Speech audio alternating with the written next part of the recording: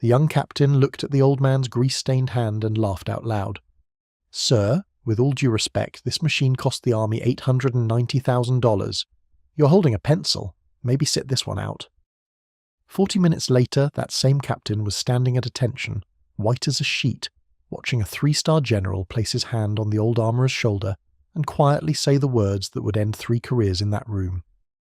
If you believe a lifetime of doing the work with your own hands still means something in a world run by machines, type respect in the comments before this story even begins. Because what happened in that armory on the morning of October the 14th was not supposed to happen. The system was not supposed to fail. The old man was not supposed to be right. And 9 American rifles were not supposed to leave that base for Helmand province with faults nobody could see. But they almost did. His name was Walter Puit, 79 years old, 5 feet 8 on a good morning, and he walked with a slight limp from a piece of shrapnel a Kaufman had dug out of his calf in 1968, outside Hugh City.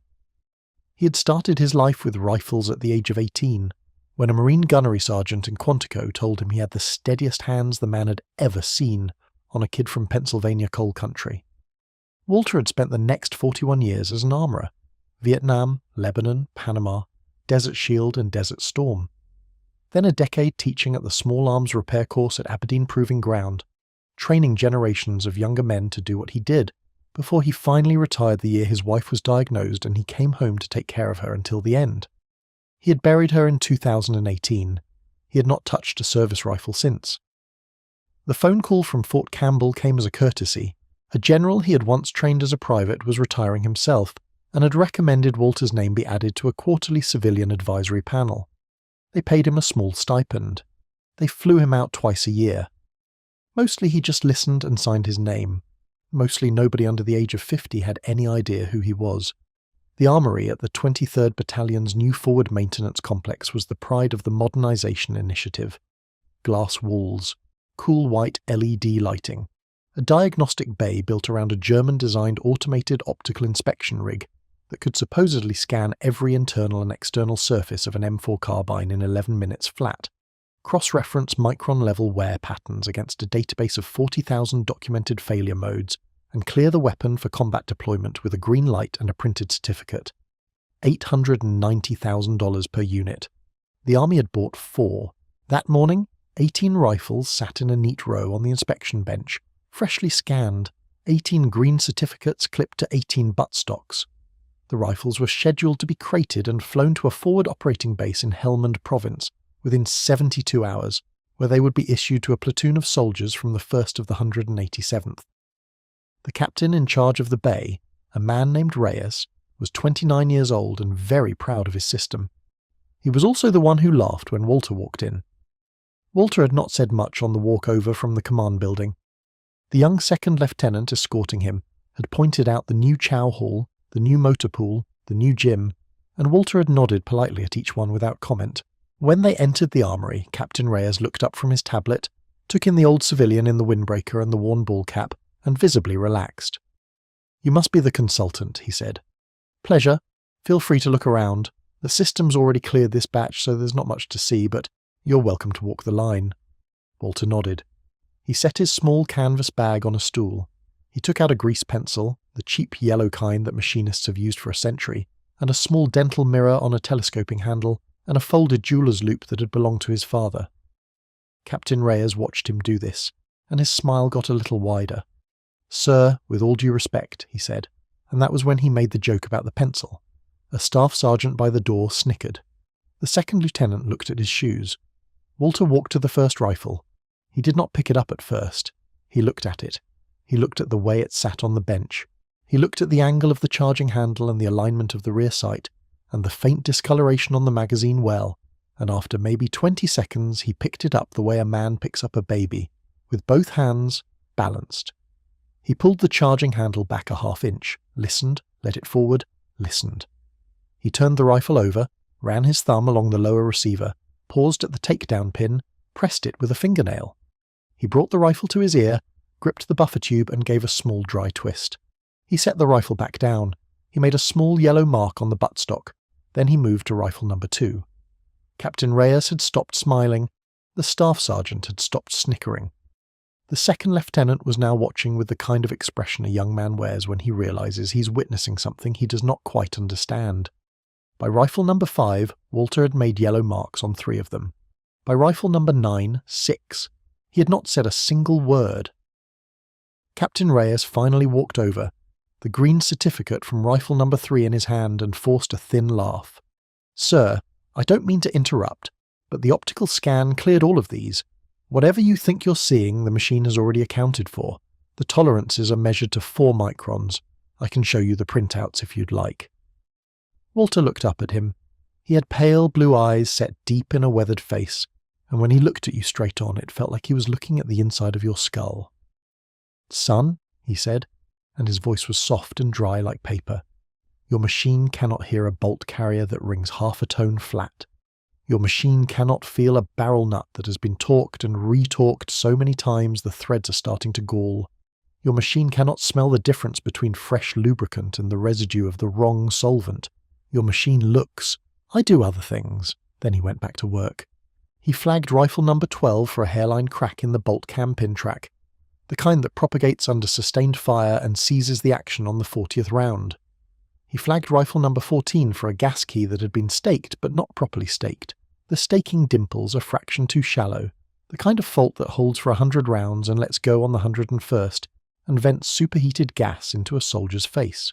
He flagged rifle number 17 for a barrel extension that had been swapped from a different upper and seated at a torque value 4 foot-pounds light, which would not show on an optical scan because the scan measured geometry, not preload. By the time Walter finished his walk down the line, 41 minutes after he had started, there were 9 yellow marks on 9 buttstocks. The room was completely silent. Captain Reyes was holding his tablet at his side, and his face was the colour of dry concrete. The staff sergeant had taken a step back without realising he had done it. The second lieutenant had taken out his phone and made a quiet call. Walter set the grease pencil down on the bench. He folded his jeweller's loop and put it back in the canvas bag. He looked tired. "I would not send these rifles to Helmand," he said, "to no one in particular. Not these 9. The others I cannot vouch for, but the others are probably fine. These 9 will fail. 3 of them will fail badly enough to wound the man holding them. One of them, the 14th, will likely kill him." Captain Reyes opened his mouth and then closed it. He looked at the green certificates clipped to the buttstocks. He looked at the $890,000 machine humming quietly in the corner. He looked at the old man in the windbreaker. "Sir," he finally said, "with respect, I cannot pull these rifles based on a visual inspection by a civilian advisor with a grease pencil. The system has certified them. If I pull this shipment, I have to justify it up the chain, and I'm going to need more than your word." That was when the side door opened, and a 3-star general walked into the armory. His name was Gerald Hennessy. He was 61 years old, the commanding general of Army Material Command's Small Arms Division, and he had flown in from Huntsville that morning for a scheduled inspection of the new Diagnostic Bay. The second lieutenant's phone call had reached his aide. He had walked over from the command building because the aide had said very quietly that there was a situation involving the civilian consultant. Hennessy took 2 steps into the room, saw the old man standing by the bench, and stopped cold. Then he did something that Captain Reyes would never forget for the rest of his life. The general came to attention. A 3-star general, in his own armory, in front of his own officers, snapped his heels together and brought his right hand up in a slow, deliberate salute, and held it. "Master Armourer Pruitt," he said, "it has been 22 years, sir. I didn't know you were on the panel today, or I would have been here to meet you at the gate." Walter returned the salute, a little slower, a little stiffer than he used to. "At ease, Jerry. You were a good private. You turned into a passable officer." The general lowered his hand, and the corner of his mouth moved in something that was almost a smile, and then his face went hard again, and he turned to look at Captain Reyes. "Captain, do you know who this man is?" It was not a question. Captain Reyes opened his mouth. Nothing came out. "This man," the general said, "wrote the field manual you studied for the armourer's course, the 3rd edition, the one with the blue cover. This man designed the staking gauge that sits in the 3rd drawer of your tool chest. This man personally rebuilt every long gun carried by Delta Force on the Eagle Claw mission in 1980. This man trained the man who trained your instructor. and if Master Armourer Pruitt walked down a row of rifles in your armory and made 9 yellow marks with a grease pencil, then there are 9 faulty rifles on that bench, Captain. There are not 8. There are not 10. There are 9. Pull them. Pull them now. Captain Reyes pulled them. Within an hour, a team from the depot was on its way. By that evening, the 9 rifles had been disassembled and re-inspected by hand under magnification, and every single fault Walter had flagged had been confirmed exactly as he had described it.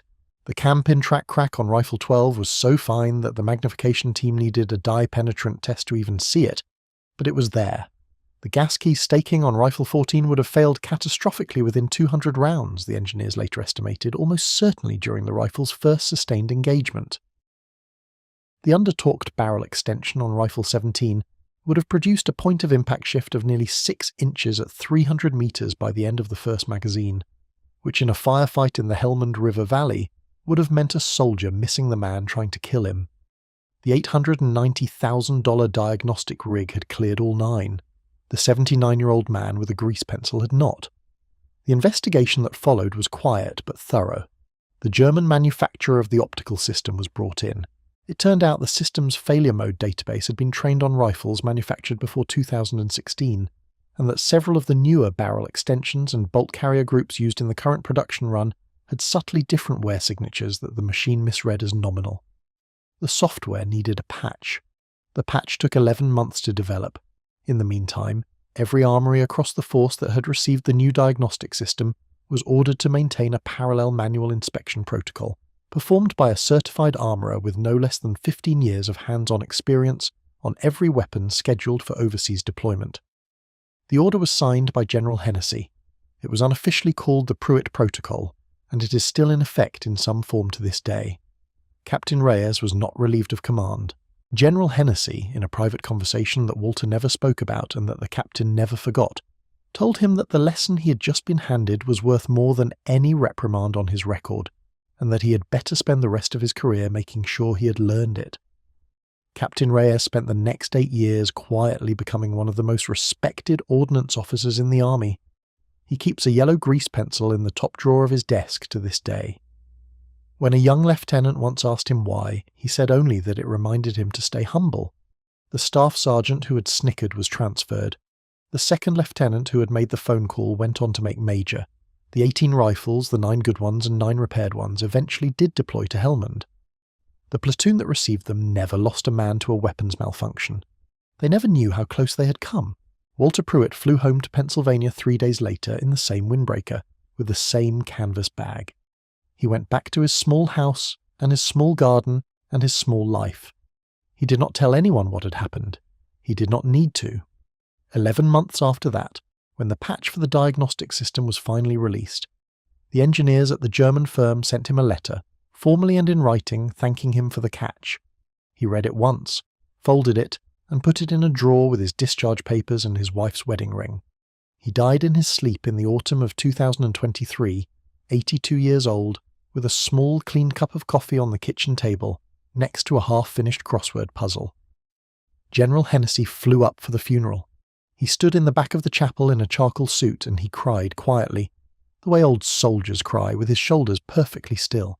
There were 6 men in uniform at that funeral, all of them generals, all of them men Walter Puit had trained when they were young privates, and every one of them carried a yellow grease pencil in his breast pocket. Because the machine looks, but the man who has spent 41 years with rifles in his hands does other things. He listens, he feels, he smells, he knows.